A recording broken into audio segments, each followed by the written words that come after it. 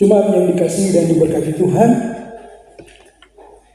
bulan Desember bagi kita sebagai umat Kristen adalah bulan yang diidentikan dengan bulan yang penuh kasih dan damai. Hal ini berkaitan dengan perayaan Natal Yesus Kristus, mana Yesus datang untuk membawa damai.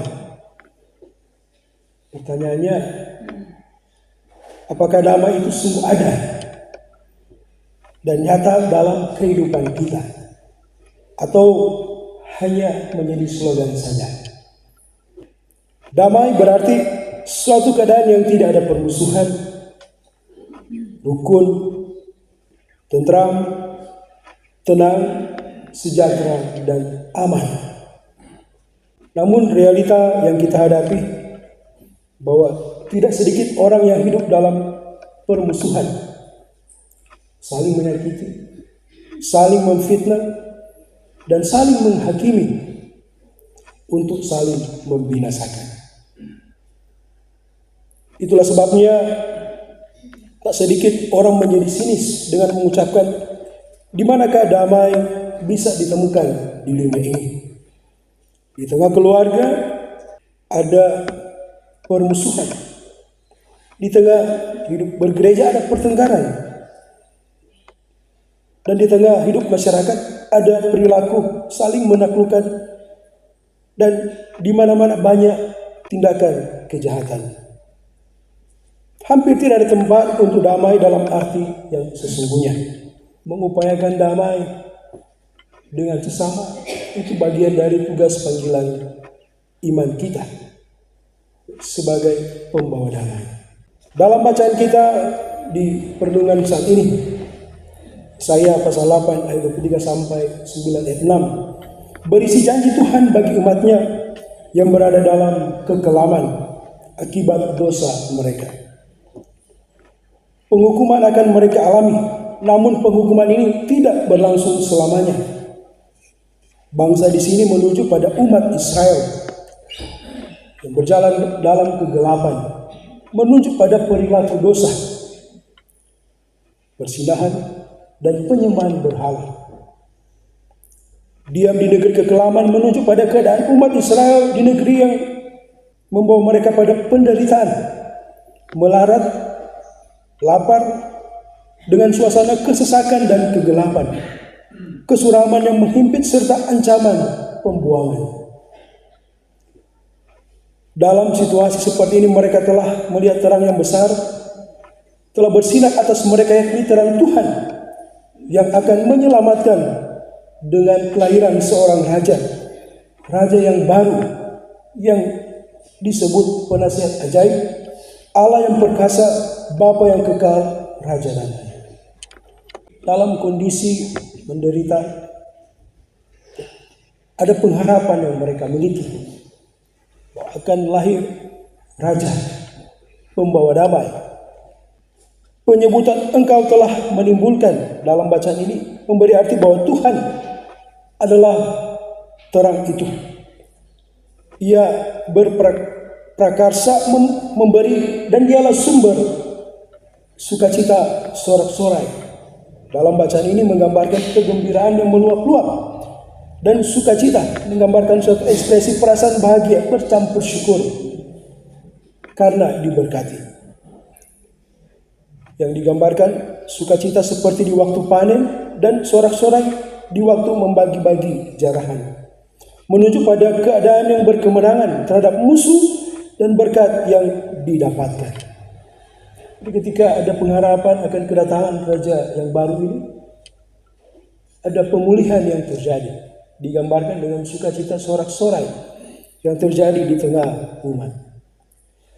Kalau dahulu Tuhan merendahkan tanah Sebulon dan tanah Naftali, maka sekarang tidak lagi. Bangsa yang diam dalam kegelapan telah melihat terang yang besar, dan bagi mereka yang diam di negeri yang dinaungi maut telah terbit terang. Jadi kalau bicara tema kita nubuatan lahirnya Raja Damai, ini sudah tergenapi dalam diri Yesus sebagai Mesias. Jadi semua apa yang dibuatkan sudah dibenahi. Nah, Bapak Ibu jemaat yang diberkati Tuhan, kalau di saat ini sesuai dengan tahun gerejawi kita sudah ada di Minggu Advent yang kedua.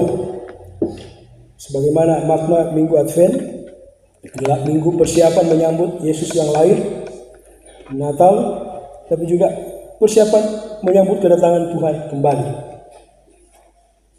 Firman Tuhan saat ini mengingatkan kita bahwa Tuhan tidak menghendaki umatnya hidup dalam dosa. Tuhan Allah datang berkarya melalui Yesus Kristus yang kita nantikan di masa Advent ini, yang berperkasa dan datang menerangi manusia supaya diselamatkan. Artinya apa? Bahwa ketika kita ada di masa penantian, maka ada suatu ajakan untuk orang mengoreksi kehidupan kita. Kalau ada yang salah, orang tentu harus merubah hal itu, sehingga ada pemulihan yang terjadi. Karena jelas dalam bacaan ini kan, Tuhan tidak menghendaki umatnya hidup dalam dosa seperti dalam kekelaman. Jadi kalau orang mau menyambut Natal, kau masih dengan cara hidup yang lama, apa makna dari perayaan ini? Tentu menjadi sia-sia. Karena orang sejatinya diajak untuk membangun kehidupan dalam relasi yang harmonis dengan sesama, didasari oleh satu dasar pengharapan iman di dalam Kristus yang datang membawa damai.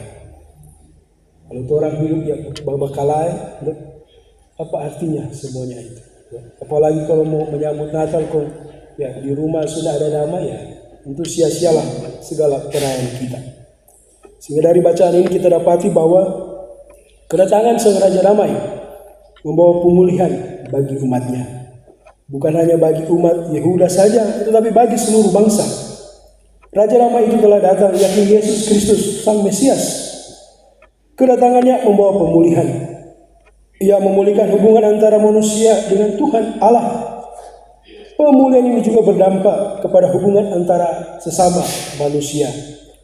Manusia dengan makhluk ciptaan Tuhan lainnya, serta alam semesta. Kedatangan Sang Raja Damai telah digenapi.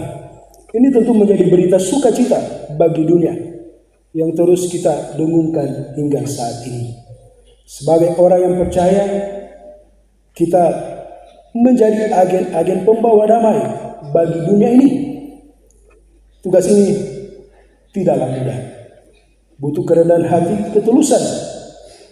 Hanya oleh tuntunan Roh Kuduslah kita dimampukan untuk melakukannya. Dalam menyambut kedatangannya, kita diajak untuk mempersiapkan segala sesuatu supaya nama Yesus dan karya selamatnya semakin dikenal oleh banyak orang, sehingga banyak orang mau datang dan percaya kepadanya. Tetapi seringkali yang terjadi ialah perayaan kita kehilangan makna karena menjadi ajang untuk saling menonjolkan diri satu dengan lainnya. Natal seringkali menjadi beban karena urusan lahiriah saja. Kita sibuk mempersiapkan segala sesuatu hanya untuk kepentingan kita sendiri, sehingga lupa dengan orang lain di sekitar kita. Padahal Kristus datang ke dunia untuk mengorbankan dirinya bagi manusia. Tidak ada alasan bagi manusia untuk menyombongkan dirinya. Natal membawa pengharapan baru, bahwa Kristus datang ke dunia ini untuk memulihkan hubungan antara manusia dengan Allah. Untuk ini berita yang harus orang sampaikan.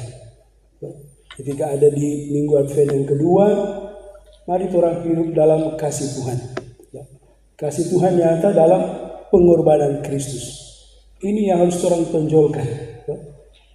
Sehingga ajakan-ajakan untuk merayakan Natal tanggal 25 Desember dalam sukacita, dalam kesederhanaan, memiliki damai yang sejati, itu benar-benar teralami dalam kehidupan kita. Ingat, orang mau sambut ini Raja Damai. Kalau orangnya ada damai, apa yang orang sambut? Biarlah kiranya damai, sukacita yang bersumber dari kasih Allah membawa pengharapan yang baru bagi kita, bahwa ada pemulihan yang Tuhan sediakan apapun situasi yang kita alami. Tuhan Yesus memberkati. Amin.